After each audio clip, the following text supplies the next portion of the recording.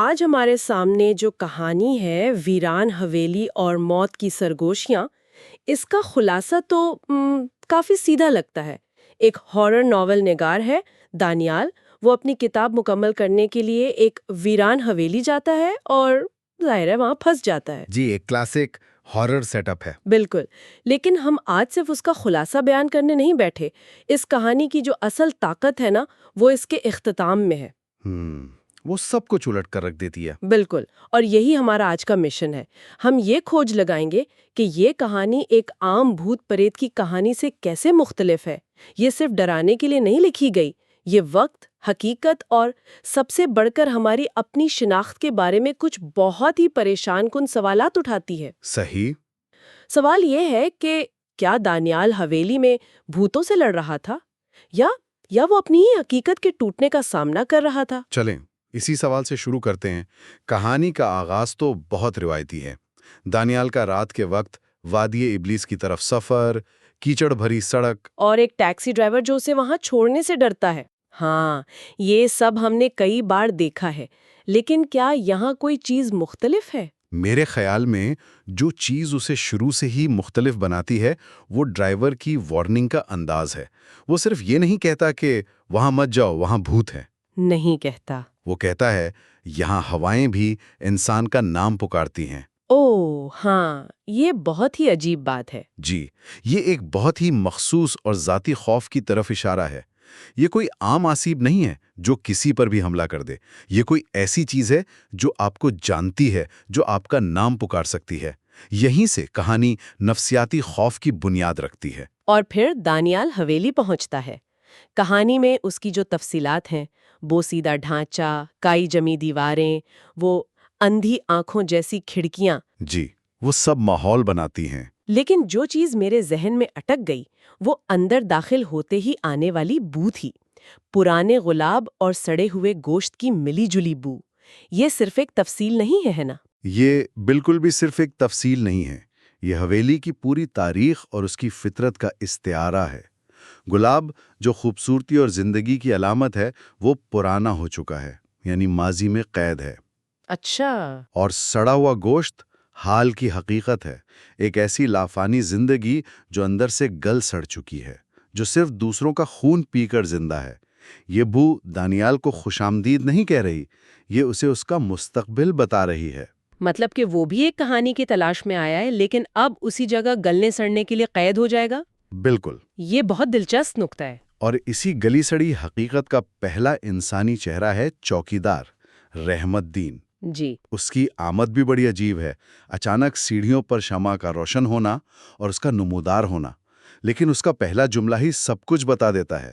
وہ دانیال کو دیکھ کر کہتا ہے، مجھے معلوم تھا کہ آج رات کوئی نیا شکار آئے گا۔ ہاں۔ اور پھر فوراً بات بدل کر مہمان کہہ دیتا ہے۔ وہ زبان کا پھسلنا نہیں تھا، وہ سچ کا ایک لمحہ تھا۔ رحمت دن اس کہانی میں صرف ایک چوکیدار نہیں ہے، وہ ایک طرح سے اس جگہ کے شریری نظام کا گیٹ کیپر ہے۔ Gatekeeper? جی، وہ اس دنیا اور حویلی کی دوسری دنیا کے بیچ کا رابطہ ہے۔ اس کا کام شکار کو اندر لانا ہے اور یہ یقینی بنانا ہے کہ وہ باہر نہ جا سکے۔ اور وہ شکار کو قابو میں رکھنے کے لیے اصول بھی بتاتا ہے۔ 2 اصول۔ پہلا، رات کو کسی پکار یا دستک پر دروازہ مت کھولو، اور دوسرا، تیسری منزل پر مت جاؤ۔ کلاسک ہارر اصول، ممنوع دروازہ۔ جی، لیکن یہاں مجھے یہ زیادہ دلچسپ اس لیے لگا کیونکہ وجہ صرف خطرہ نہیں بتائی گئی، بلکہ ایک عجیب فلسفیانہ جملہ استعمال ہوا۔ وہاں وہ لوگ رہتے ہیں جو مر کر بھی نہیں مرے۔ اور یہیں سے کہانی ایک عام بھوت کی کہانی سے الگ ہونا شروع ہوتی ہے۔ مر کر بھی نہیں مرے کا مطلب صرف بھوت ہونا نہیں ہے۔ اچھا؟ اس کا مطلب ایک ایسی حالت میں پھنس جانا ہے جو نہ زندگی ہے نہ موت۔ یہ جملہ صرف تیسری منزل کے مکینوں کے بارے میں نہیں ہے، یہ خود دانیال کی آنے والی حالت کی پیشگوئی ہے۔ کہ وہ بھی جلد ہی ایک ایسی حقیقت میں پھنسنے والا ہے جہاں وہ نہ زندہ ہوگا نہ مردہ۔ بالکل۔ اسی رات دانیال کو پہلا تجربہ ہوتا بھی ہے۔ اسے لگتا ہے کہ اس کے بستر پر کوئی بیٹھا ہے، ٹارچ چلانے پر کوئی نہیں ہوتا، لیکن بستر کی چادر پر دباؤ کا نشان باقی رہتا ہے۔ ہاں، یہ خوف کو صرف ایک احساس سے بڑھا کر ایک ایک جسمانی حقیقت بنا دیتا ہے۔ جی، اب یہ صرف اس کے ذہن کا وہم نہیں رہا، صحیح۔ اور یہ بہت اہم ہے، کیونکہ اگر یہ صرف وہم ہوتا تو دانیال جو ایک منطقی انسان ہے اسے نظر انداز کر سکتا تھا، لیکن ایک ٹھوس ثبوت اسے یقین دلاتا ہے کہ یہاں کچھ غیر معمولی ہے، اور یہی یقین اسے مزید کھوجنے پر اکساتا ہے۔ تو حویلی اسے خوفزدہ نہیں کر رہی، وہ اسے اپنی طرف کھینچ رہی ہے۔ واہ! اور بالآخر تیسری رات وہ کھچ جاتا ہے، چھت سے آنے والی ننگے پاؤں بھاگنے کی آوازیں، تھپ تھپ تھپ، اس کے تجسس کو اس کے خوف پر غالب کر دیتی ہیں۔ جی، ایک لکھاری ہونے کے ناطے اس کا کام ہی رازوں کی تہہ تک پہنچنا ہے۔ کہانی یہاں بہت چالاکی سے اس کے پیشے کو ہی اس کی کمزوری بنا دیتی ہے۔ یہی اس کا المیہ ہے۔ وہ ایک کہانی کی تلاش میں آیا تھا، اور اب وہ خود ایک کہانی کا کردار بننے جا رہا ہے، جس کا انجام اس کے ہاتھ میں نہیں۔ بالکل، وہ تیسری منزل پر جاتا ہے، اور وہاں جو منظر وہ دیکھتا ہے وہ کلاسک ہارر ہے۔ دھول، تعفن، فرش پر کالے جادو جیسے نقوش، اور بیچ میں رکھی ایک آرام کرسی جو خود بخود ہل رہی ہے۔ جی، یہ ہلتی ہوئی کرسی والا منظر بہت بار استعمال ہوا ہے، لیکن یہاں اس کا کیا مطلب ہو سکتا ہے؟ عام طور پر تو یہ صرف کسی غیر مرئی موجودگی کی علامت ہوتی ہے، لیکن اس کہانی کے تناظر میں دیکھیں تو اس کا مطلب زیادہ گہرا ہے۔ یہ آرام کرسی ایک ایسی حرکت ہے جو کہیں نہیں جا رہی، یہ آگے پیچھے ہلتی رہتی ہے لیکن اپنی جگہ پر قید ہے، بالکل دانیال کی طرح جو ایک لامتناہی چکر میں پھنسنے والا ہے۔ اچھا، یعنی یہ کرسی حویلی کی ساکت حقیقت میں واحد حرکت ہے جو اس کی غیر فطری موجودگی کو اور بھی خوفناک بنا دیتی ہے۔ یہ وقت کے پھنسے ہونے کی علامت ہے۔ یعنی یہ صرف بھوت کی نشانی نہیں، بلکہ کہانی کے مرکزی خیال وقت کے جال کا ایک استعارہ ہے۔ یہ بات تو میں نے سوچی ہی نہیں تھی۔ جی، اور پھر وہ سرگوشی تم کیوں آئے ہو، اور اس عورت کا ظاہر ہونا جس کا چہرہ صرف گوشت کا ایک لوتھڑا تھا، یہ کہانی کا پہلا بڑا کلائمیکس ہے۔ ہاں، اب تک خوف غیر محسوس تھا، لیکن اب وہ ٹھوس شکل میں دانیال کے سامنے ہے، اور یہیں رحمت الدین کا اصل چہرہ بھی سامنے آتا ہے۔ جی، وہ انکشاف کرتا ہے کہ یہ حویلی کی مالکن ہے جسے زندہ رہنے کے لیے نیا خون چاہیے۔ بالکل، اور یہ کہانی کو ایک سادہ بھوت کی کہانی سے ایک پیچیدہ شیطانی جال میں بدل دیتا ہے، جہاں انسان ہی انسان کا سب سے بڑا دشمن ہے۔ دانیال کا رد عمل بھی بہت دلچسپ ہے۔ وہ لڑتا نہیں، بھاگتا ہے۔ وہ تیسری منزل کی کھڑکی سے چھلانگ لگا دیتا ہے۔ یہ ایکشن ہیرو والا لمحہ لگتا ہے، لیکن کیا یہ واقعی فرار ہے؟ بظاہر تو یہی لگتا ہے، لیکن کہانی یہاں بہت چالاکی سے کام لیتی ہے۔ وہ حویلی کی جسمانی قید سے نکل کر جنگل کی نفسیاتی قید میں چلا جاتا ہے۔ اوہ، میرے خیال میں چھلانگ لگانا اس کا فرار نہیں، بلکہ اس کے جال کے اگلے مرحلے میں داخل ہونے کا عمل ہے۔ مطلب حویلی نے اسے جتنا ڈرانا تھا ڈرا دیا، اب جنگل اس کے ذہن سے کھیلے گا۔ جی بالکل۔ یہ دلچسپ ہے۔ یعنی حویلی اسے باہر دھکیل رہی تھی تاکہ جنگل اسے دوبارہ اپنی طرف کھینچ سکے، ایک طرح کا کھیل۔ ہاں، اور جنگل میں ایسا ہی ہوتا ہے، درخت اپنی جگہ بدلتے ہیں، راستے واپس حویلی کی طرف مڑ جاتے ہیں۔ اور سب سے خوفناک، اسے اپنے مرے ہوئے والد کی آواز سنائی دیتی ہے۔ یہ بہت ہی ذاتی حملہ ہے۔ یہ نفسیاتی خوف کی انتہا ہے۔ حویلی کا شر صرف اس کی دیواروں تک محدود نہیں، بلکہ وہ پورے ماحول پر قابض ہو چکا ہے، اور مردہ رشتہ داروں کی آوازوں کا استعمال کردار کے آخری دفاعی نظام کو بھی توڑ دیتا ہے۔ لیکن وہ کسی طرح صبح تک بچ جاتا ہے اور سڑک پر پہنچ جاتا ہے، جہاں اسے ایک ٹرک ڈرائیور بچا لیتا ہے۔ یہاں پڑھنے والے کو لگتا ہے کہ چلو کہانی ختم ہوئی، وہ بچ گیا۔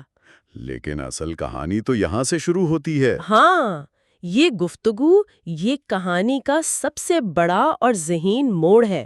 بالکل، ٹرک ڈرائیور اسے دو باتیں بتاتا ہے جو دانیال اور قاری کی حقیقت کی بنیادیں ہلا دیتی ہیں۔ پہلی بات، وہ حویلی 50 سال سے ویران ہے، اور وہاں رحمت الدین نام کا کوئی چوکیدار کبھی تھا ہی نہیں۔ یعنی وہ شخص جس سے دانیال 3 دن سے بات کر رہا تھا، وہ بھی اسی نظام کا حصہ تھا، شاید وہ بھی ایک روح تھی۔ جی بالکل۔ اور دوسرا انکشاف اس سے بھی بڑا ہے۔ ڈرائیور کہتا ہے کہ 50 سال پہلے دانیال نام کا ہی ایک لکھاری وہاں گیا تھا اور غائب ہو گیا تھا، اور لوگ کہتے ہیں کہ اس کی روح آج بھی وہاں بھٹکتی ہے اور ہر آنے والے کو اپنی کہانی سنانے کی کوشش کرتی ہے۔ یہ وہ لمحہ ہے جہاں قاری کا ذہن گھوم جاتا ہے۔ یہ صرف ایک بھوت کی کہانی نہیں رہی۔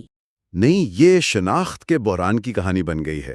کیا ہمارا کردار دانیال زندہ ہے؟ یا وہ خود وہی بھوت ہے جس کی کہانی سنائی جا رہی ہے؟ کیا وہ پچھلے 50 سال سے اسی اذیتناک چکر میں پھنسا ہوا ہے، ہر بار اپنی ہی موت کی کہانی کو دوبارہ جیتا ہے؟ اور کہانی اس شک کو یقین میں بدلنے کے لیے ایک ٹھوس ثبوت بھی دیتی ہے۔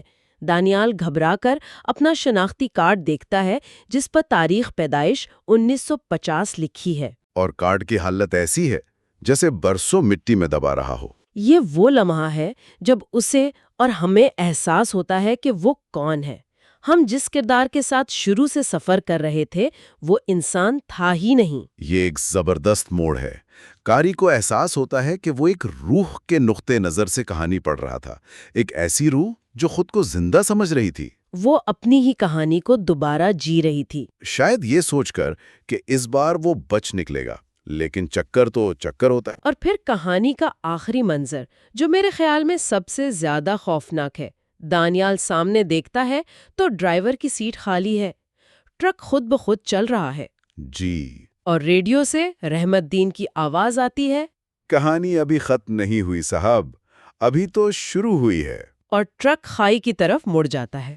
ایک ناقابل یقین حد تک طاقتور اختتام۔ جی، یہ اس کے لیے اس چکر کے خاتمے کی علامت ہے، لیکن رحمت دین کی آواز بتاتی ہے کہ یہ ایک نئے آغاز کا بھی اشارہ ہے۔ اچھا، شاید وہ مر کر دوبارہ اسی حویلی میں بیدار ہوگا، اپنی یادداشت کھو چکا ہوگا اور ایک بار پھر وہی کہانی شروع کرے گا۔ جو عنوان ہے اختتام یا شروعات، وہ خود اسی لامتناہی سلسلے کی طرف اشارہ ہے۔ بالکل۔ تو اس سب کا کیا مطلب ہے؟